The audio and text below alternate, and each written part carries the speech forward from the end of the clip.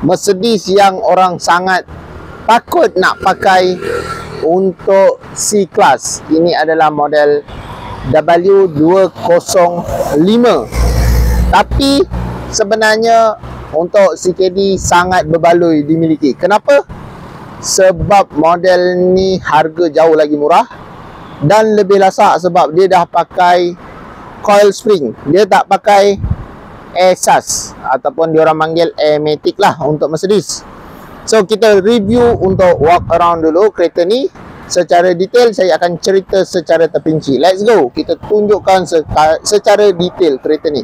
Okey, untuk paparan lampu hadapan, kereta ni menggunakan lampu by LED tetapi dia bukan adaptif penuh. So dia tak boleh auto adjuster lah.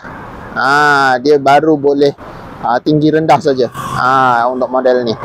Dan yang ni dia belum ada adaptive cruise control di mana ada radar pada bahagian hadapan. Yang ni dia tak ada radar. Untuk Malaysia spec dia tak ada radar.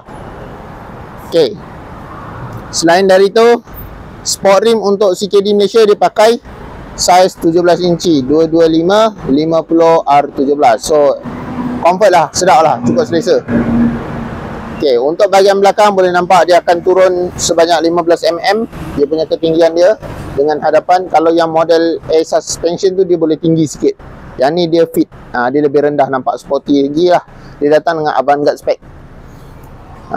And harga. Untuk harga kita cerita kemudian sebab model ni dulu dipasarkan pada tahun 2015. First CKD model harga 26 lebih. Lepas Oktober dia turun harga 248. So memang ada beza harga dalam 22,000 lah lebih kurang. 268 ke 248 gitulah.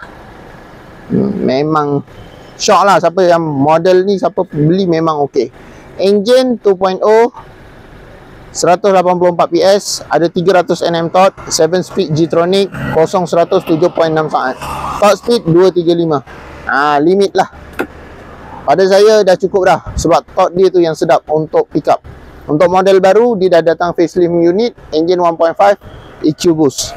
Yang tu kita tak nak cerita sebab yang tu ada pening sikit. Engine dia memang ada power tapi maintenance hybrid tu ada susah sikit. Yang ni paling senang jaga. Okey, boleh nampak bahagian interior dalaman. Dekat sini boleh nampak lampu dia nyalakan auto. Tapi auto high beam, low beam tak ada lah. Dia cuma nyalakan auto saja. Handbrake, switch. Lepas tu yang ni dia punya adjust untuk lampu. Okey, ni original mileage 188,000. Tapi jangan risau, kalau betul-betul berminat, bos ada warranty lah. Kita ambilkan warranty lah. Tapi yang ni semua original mileage boleh nampak original mileage. Kereta ni dibeli daripada Mercedes Center Malaysia. So memang official daripada CKD lah. Okey, untuk bahagian aircon semua cantik. Aircon ada kena repair sikit tapi bos kata kalau nak keluar dia akan buat habis lah. Infotainment dia macam ni. Yang ni touch button fully function untuk dia punya detail kereta. Alignment. And then yang sini volume, rocker up, rocker down. And then front sensor parking, auto start stop. Yang ni wireless charging tak ada. Belum ada wireless charging. Radio dia standard saja. Tapi sedap lah. Mercedes kan. Dan untuk harga dulu 250,000. Sekarang kita nak jual harga baru 80 something. Memang cantik. Memang cantik. Boleh loan 5 ke 6 tahun lagi. Boleh 5 ke 6 tahun lagi. Kalau down payment ada dalam 20,000, 30,000 lagi sedap. Bayar bulan-bulan tak pening. Tapi model ni memang senang jaga sebab yang ni dia tak pakai ASAS. Kalau yang pakai ASAS, pengalaman daripada kawan saya sendiri, dia kena 7,000 untuk belakang saja. ASAS belakang. Sakit dengar.